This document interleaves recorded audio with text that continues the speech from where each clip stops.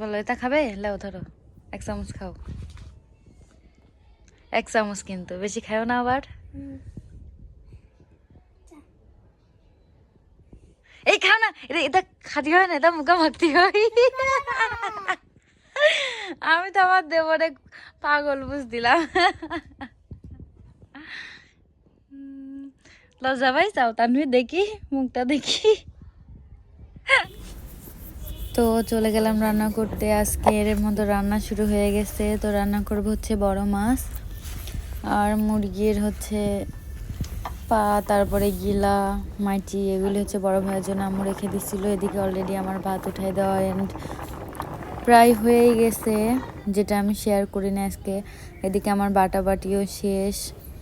ভাইয়ার ওইগুলি রান্না করার জন্য আলু কেটে নিছি, পেঁয়াজ মশলা সব রেডি করে নিছি। পরবর্তীতে সব একটা একটা করে নিতে গেলে দেখা যায় এদিকে থেকে আরেকদিকে তাল পায় না, যার জন্য আমি সব কিছু একসাথে রেডি করে নেই। তো এটা হচ্ছে ভাইয়া খুব পছন্দ করে এগুলি, তাই ভাইয়ার জন্য রান্না করবো। ভাইয়া অনেক অসুস্থ, তো যেহেতু ভাইয়া অসুস্থ সেহেতু কোনো কিছু খাইতে পারতেছে না, যার জন্য ভাইয়ার জন্য এটা রান্না করা হয়েছে আজকে।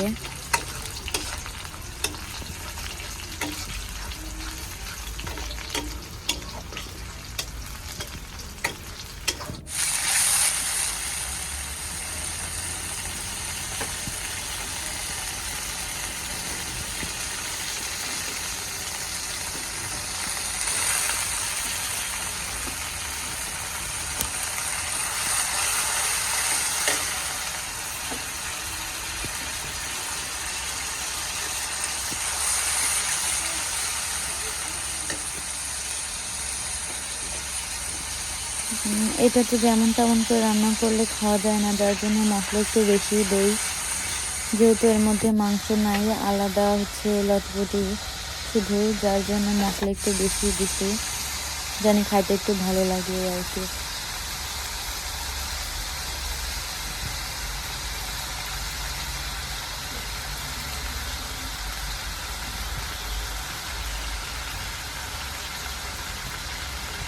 আর এক হাতে ফোন ছিল, যার জন্য আরও মানে ঠিকভাবে ক্যামেরাও ধরতে পারতেছিলাম না। So don't mind. যেহেতু আমার ননদ নাই, দেবরও নাই, সো ক্যামেরা ধরার মানুষও নাই, যার জন্য নিজেরই একা একা সব করতে হয়।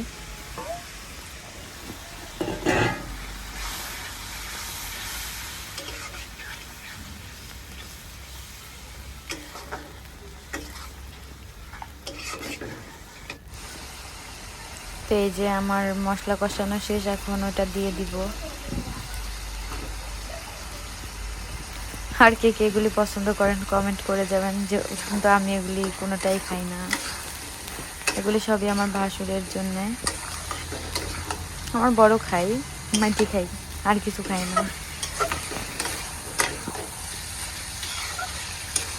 তো এদিকে আমার এই তরকারি এক চুলায় তুলে দিয়েছিলাম, আরেকদিকে মাছ রান্না করব। যেহেতু আমি আম্মুকে এগুলি খাবো না, তাই বড় মাছ রান্না করব।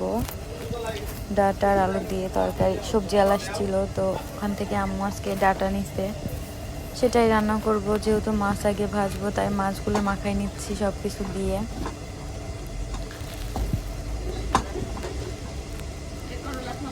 একটু আগে মাখাই রাখলে ওর মধ্যে সব কিছু ঢুকে ভালো ভালো লাগে। তো এদিকে এই তরকারির জন্য আমি সব কিছু রেডি করছি, তরকারি কাটা, পেঁয়াজ কাটা, আর এই আলুটা হচ্ছে মাংসের জন্যেই। মশলা সব রেডি, একবারেই করছিলাম সব। তো এখন মাছগুলি ভালো করে ভাজা লাগবে। আমাদের বাড়িতে আবার একটু থেকে একটু হলেই মাছের নাকি সবাই গন্ধ পায়। তো ফাইনালি আমার মাছ ভাজা কমপ্লিট, এখন তরকারি খাই দিব।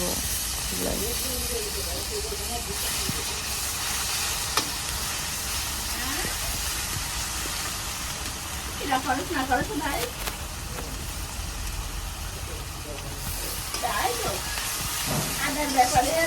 খবর দেওয়ার দরকার আছে।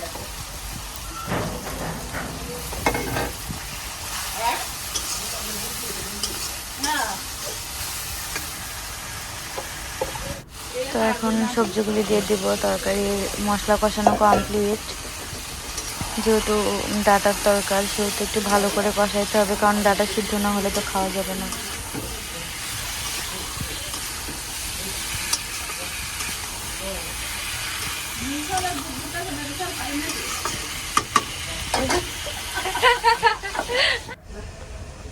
এদিকে আমার মাংসের তরকারি কমপ্লিট, যেটা ভাইয়ার ঝোল রাখি নাই, কারণ এই তরকারি তো ঝোল রাখলে খাওয়া যাবে না। এদিকে আমার এটাও প্রায় কষানো শেষের দিকে হয়ে আসছে।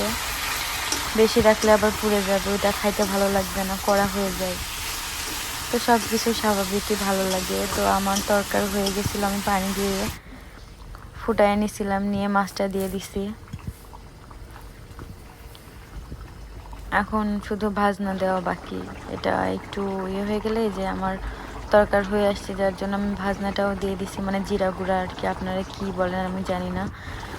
তো ফাইনালি আমার তরকার হয়ে গেছে, এখন আমি এটা নামাই নিব। আসলে অন্য হাতে ফোন ছিল, যার জন্য ক্যামেরাটা উল্টো হয়ে গেছে, ডোন্ট মাইন্ড। তো ফাইনালি আমার তরকারি রান্না কমপ্লিট, মানে আর কি রান্না বান্নায় কমপ্লিট। এখন হচ্ছে আম্মু বোরের আচার করবে, যার জন্য আজকে বড়ইগুলি সিদ্ধ করে রাখি আগে নাকি 2 দিন শুকাইতে হয়, তারপরে হচ্ছে মশলা দিতে হয়। তো অনেকগুলি বড়ই, যার জন্য মাটির চুলায় ধরাইছিল। আর আচার নাকি সবসময় মাটির চুলায় ভালো লাগে। তো আম্মু এই যে বড়ইগুলি ধুয়ে নিছে সিদ্ধ করার জন্য, এখন মাটির চুলা ধরাই দিছে, যে উঠাই দিচ্ছে সব।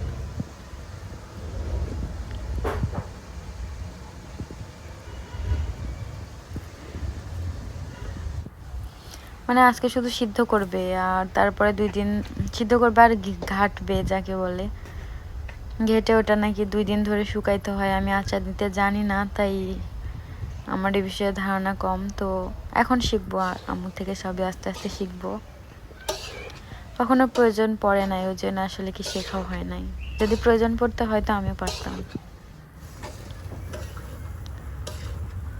তো এই যে আম্মু বলতেছে প্রায় সিদ্ধ হয়ে গেছে। যখন সিদ্ধ হয়ে যায় তখন নাকি আগেই হয়ে যায়। তো এই যে সিদ্ধ হয়ে আসছে, যার জন্য আম্মু এগুলি ঘাটতেছে।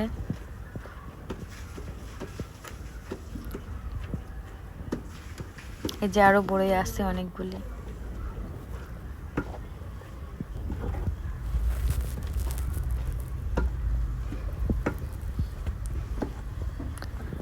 তো এই যে বড়ই ঘাটা শেষ, এগুলি কালকে রোদে দিবে আম্মু।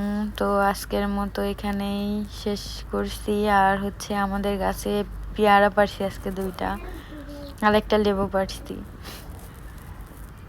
এই যে অনেক সুন্দর না? তো আজকের মতো সবাই ভালো থাকবেন, সুস্থ থাকবেন, আর আমার জন্য অনেক অনেক দোয়া করবেন। আল্লাহ হাফেজ, আসসালামু আলাইকুম।